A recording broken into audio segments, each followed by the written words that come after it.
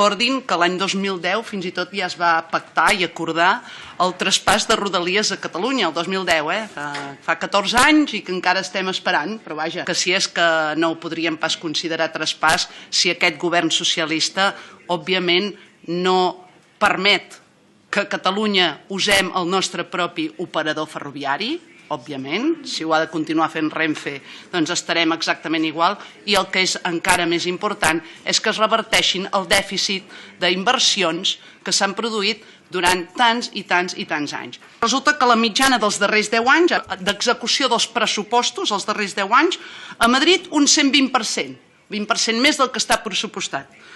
A Catalunya un 60%. Per les inversions ferroviàries, a Catalunya només un 50%. Estem bastant farts. És que a Catalunya estem desesperats. Ara, a més, resulta que ens n'assabentem, per al ministre, que ja no es publicaran les quantitats d'inversions semestrals efectuades de forma territorial. Perfecte. Ara, a més, més opacitat. Cada vegada ens ho fan pitjor, perquè el que està passant és una vergonya. Nosaltres el que volem és que es reconeguin les dades i que es rectifiqui. I rectificar no vol dir a partir d'ara començar a executar el que està pressupostat. Només faltaria.